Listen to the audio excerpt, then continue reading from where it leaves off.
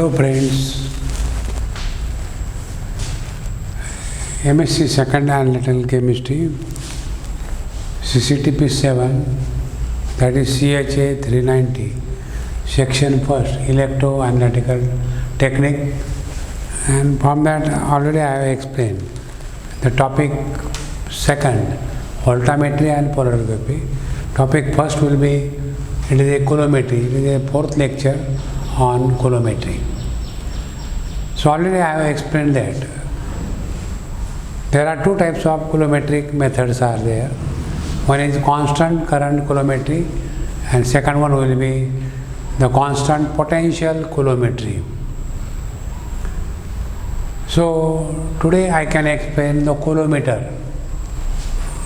There are three types of coulometers are commonly used. One is hydrogen oxygen coulometer, second one will be silver coulometer, and third is the iodine coulometer.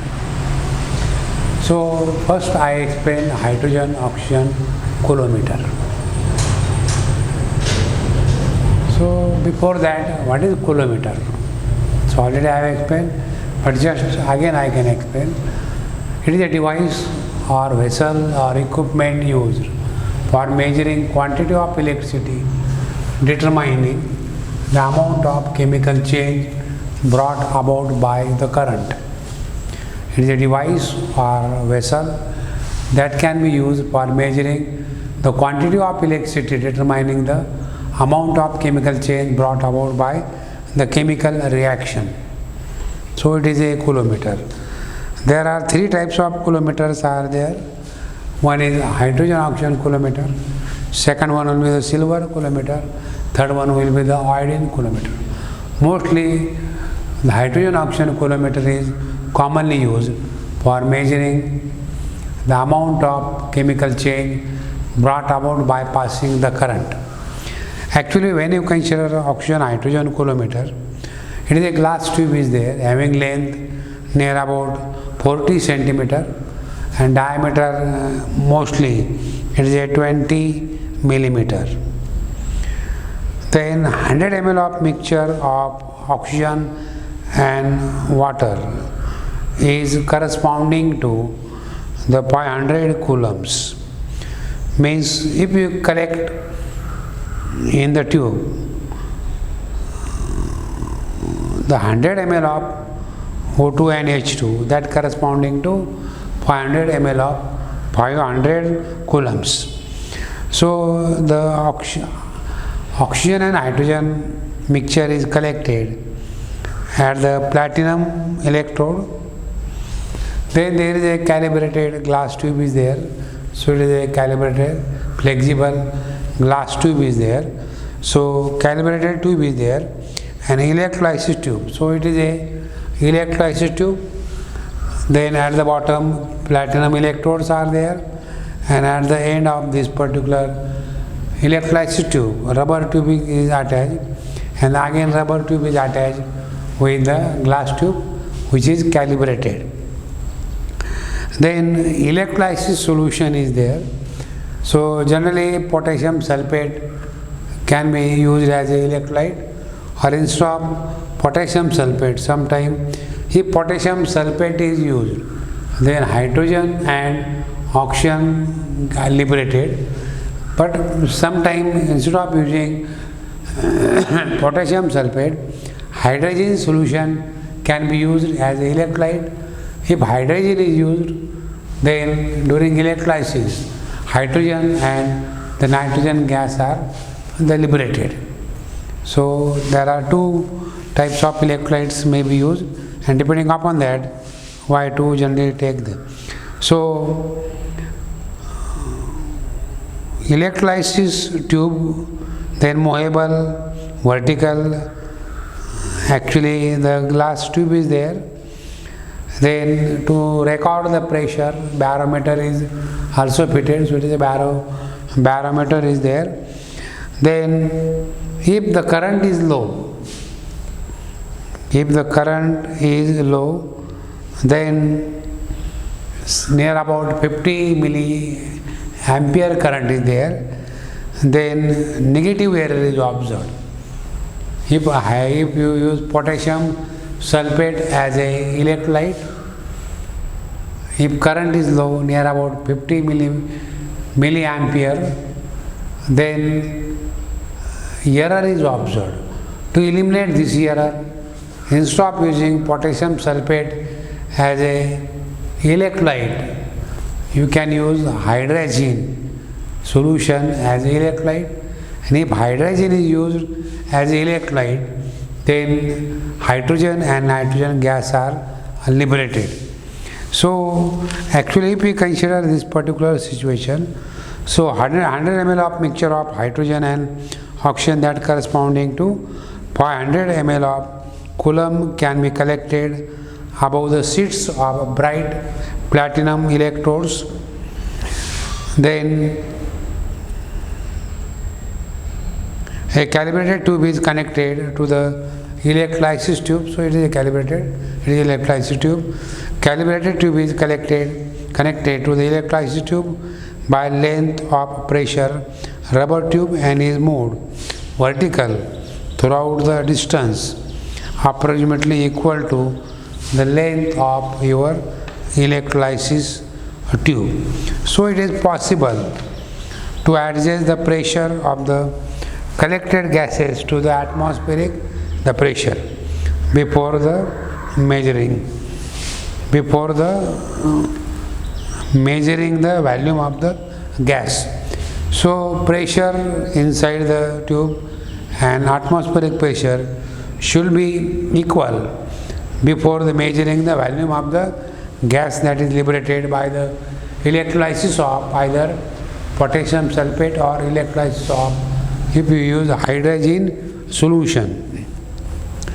The electrolyte solution in the column is generally a solution of potassium sulfate. At low pressure, the strength below 50 milliampere, then coulometer gives the negative error, and to minimize the negative error, generally the hydrazine solution can be used as a electrolyte. So this difficulty of error can be minimized by replacing the potassium sulfate by hydrazine solution. So, and you can measure the, again microburette is there, how much gas is liberated, that can be measured. Actually, we have to take some precautions during use of oxygen and hydrogen coulometer. Before each experiment, the solution in the coulometer must be saturated with oxygen and hydrogen. Means whatever the electrolyte is there, if potassium electrolyte is considered, then before use the coulometer, we have to saturate the solution with the help of hydrogen and oxygen, or if we use hydrazine with the help of H2 and N2 solution. The burette must be always lowered periodically, means it is a lower, higher. So periodically we have to change the position of the burette as the gas collect, means as the gas collect in the tube, then we have to calibrated burette should be periodically lowered as the gas collects, so that the liquid level are maintained approximately, means this is the liquid layer, it is maintained approximately equal. Then the temperature of the water jacket and also the barometer pressure should be recorded. So it is a glass jacket is there where water is fitted, so I have to record the temperature of that particular the water, and also I have to record the barometer pressure. There is a barometer is there inserted in the jacket, so these two values we have to maintain always, record always. One is temperature and the other is the barometric, the pressure should be recorded. Then the coulometer is connected in the circuit in series with electric cell, and we can record the current. So it is actually the coulometer, hydrogen oxygen coulometer. Mostly to measure the amount of chemical change brought about by the current. Commonly, mostly, the hydrogen oxygen coulometer can be used. Then the second one will be the silver coulometer is there. Silver coulometer.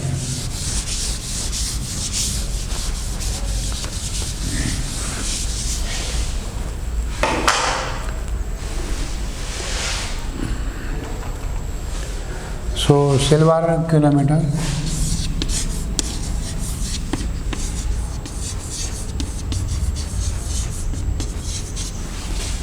So just it is a platinum or silver vessel is there like this.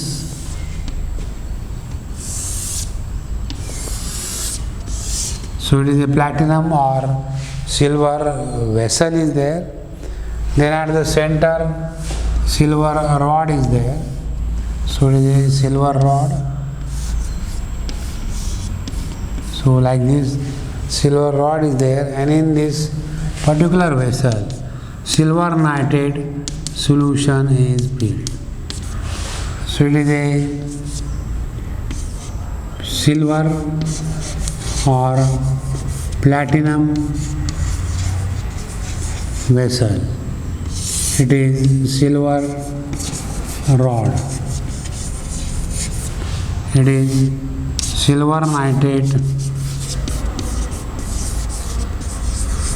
solution is there, and it is a silver disc is there at the bottom. Silver disc is there. So, and it is actually act as one electrode, and this rod also act as the another electrode. So silver vessel made up of silver or platinum generally act as a negative electrode, that is cathode. In the silver vessel, the silver rod is inserted that act as positive electrode, that is mostly the anode. Okay, it is a typical diagram. So silver coulometer is generally made up of platinum or silver vessel that act as cathode and contains a solution of pure silver nitrate as an electrolyte. Before the use of silver nitrate, it should be purified by repeated crystallization method.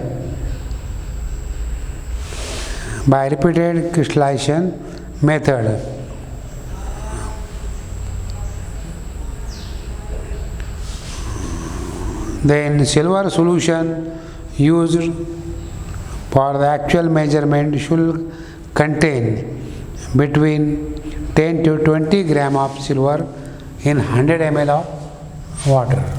So whatever the silver nitrate solution is there, it should contain 10 to 20 gram of silver in 100 ml of solution. So 100 ml of solution should contain the 10 to 20 gram of the silver. Then a rod of pure silver is inserted. A rod of pure silver is inserted or enclosed in a porous pot or in a platinum or silver vessel. So it is a rod, it is a vessel. In that particular rod or vessel, the pure silver rod is inserted, and which act as the positive electrode, or it act as the anode, while vessel itself act as the cathode. For that purpose, here at the bottom there is a silver disc is there. A rod of pure silver enclosed in a porous pot act as anode, and the current density at the anode must be exceed up to 0.2 ampere per square centimeter. After electrolysis, the electrolyte is taken out from the vessel, silver or platinum vessel, then it is washed with the help of pure water, then dried, and then the weight of that particular, then to measure the weight up again. So before using the vessel, you note down its weight. After electrolysis again you note down the weight. So from this difference in the weight, the amount of silver deposited can be calculated. Means when without electrolysis you note the weight of silver or platinum vessel. After electrolysis again you weigh the vessel, and the difference in these two weight is definitely equal to the amount of silver that get deposited inside the vessel. Now, bearing in your mind that 96,400 coulomb or 1 Faraday is equal to 107.88 gram of silver. Therefore, from this particular stoichiometry, that is 96,400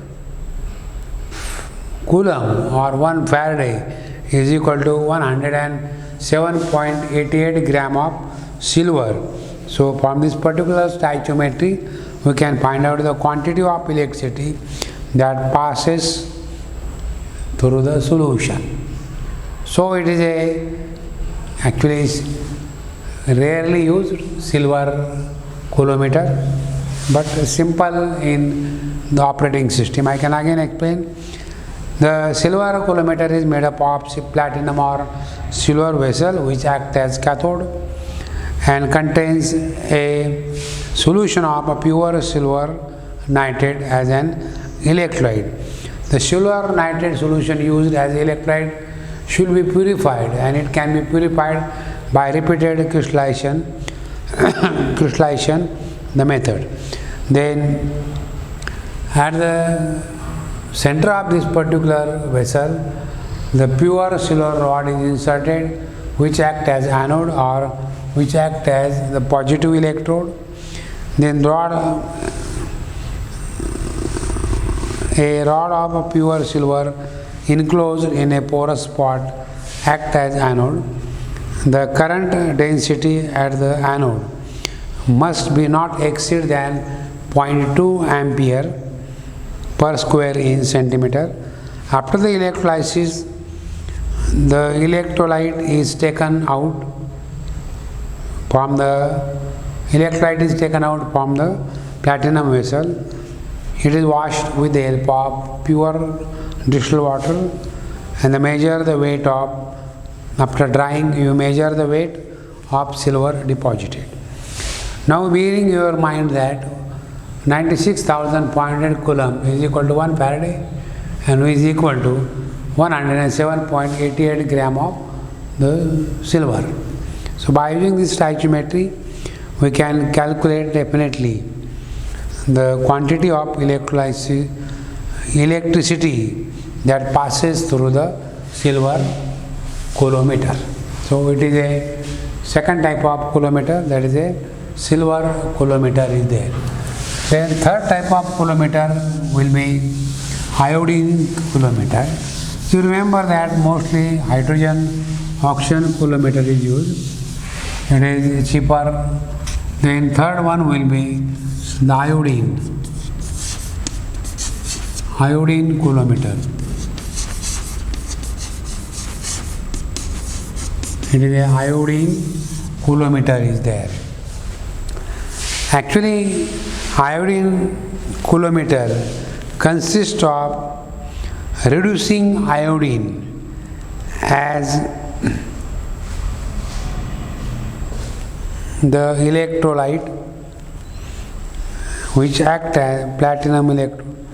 Okay, the iodine coulometer consists of reducing iodine at a platinum electrode acting as the cathode or generating iodine acting as iodine and titrating the liberated iodine against the arsenic solution.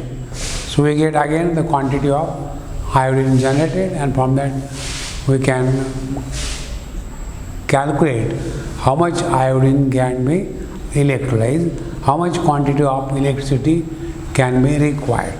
But generally it is not used commonly. So it is a coulometer. Definition of coulometer: there are three types of coulometer: hydrogen oxygen coulometer, silver coulometer, and iodine coulometer. Iodine coulometer, among these, hydrogen oxygen coulometer is commonly used. So it is one concept, that is a coulometer. So in next lecture I can explain the actually the electrolysis at constant working electrode potential, the circuit diagram and its explanation. So okay, I can stop here. Thank you.